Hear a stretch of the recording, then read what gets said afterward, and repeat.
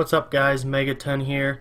Today I want to talk to you guys about Warhorse Studios' upcoming medieval RPG called Kingdom Come Deliverance.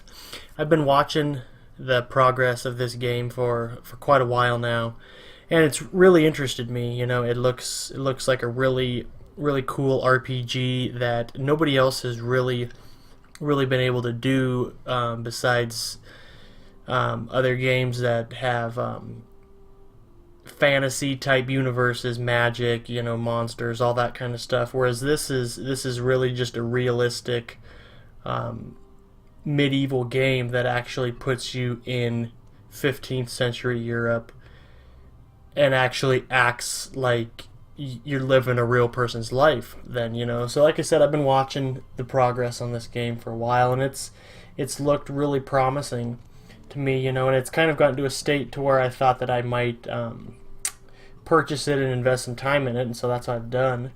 And I've played a few hours of it, and it looks like it's coming along pretty nice. It still is. It doesn't run super well. As you can see, my frames, top left corner there. You rarely get above 40, and that's not on super high settings or anything. They still have quite a bit of optimizing to do, but there is about, I've heard, 10 hours of gameplay so far in the beta, between the quests and the one big skirmish that they have in the beta right now. They have only part of the whole world accessible right now. I guess they have the entire world complete. They're just adding, I don't know if they're just adding assets and bug fixing and adding the rest of the quests, I know, to the rest of the world. But it's pretty solid so far. It needs definitely some optimization work, like I've said, and I just wanted to share it with you guys, share my thoughts on it from what I played it so far. Like I said, I played maybe 3 to 5 hours so far in it, and it's a beautiful world. The game's built using CryEngine, which is a awesome platform to start with. It looks very well. CryEngine does a wonderful job of creating these forests and just the landscapes of grasses and trees and all the shrubs. It looks amazing. Another game that's pretty popular right now, Miscreated, that's running on CryEngine. They look pretty similar, and I know they have definitely some room here in Kingdom Come to improve optimization, because Miscreated runs at about double the frames that I'm getting, now. So I know it's got potential to run smoother than it does, but it's looking really good. And it plays pretty well. The sword fighting is like nothing else out there. It is super realistic. There's no just hack and slashing like Skyrim or Oblivion, back in the day. You really have to think about what you're doing, or you're dead quick. It's really fun. Anybody that's interested in a more realistic sword fight, bow and arrow type RPG, something besides the Witcher or Skyrim, this is a really good alternative. I think that's going to be really great for the RPG community of people, because there isn't really anything else like it.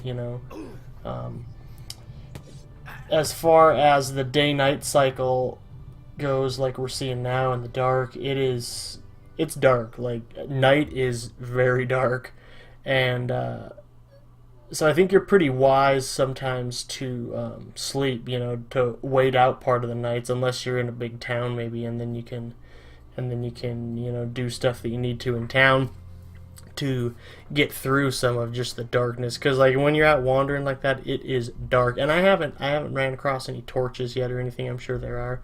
That would definitely help, but the game overall feels like it's at a pretty good state right now.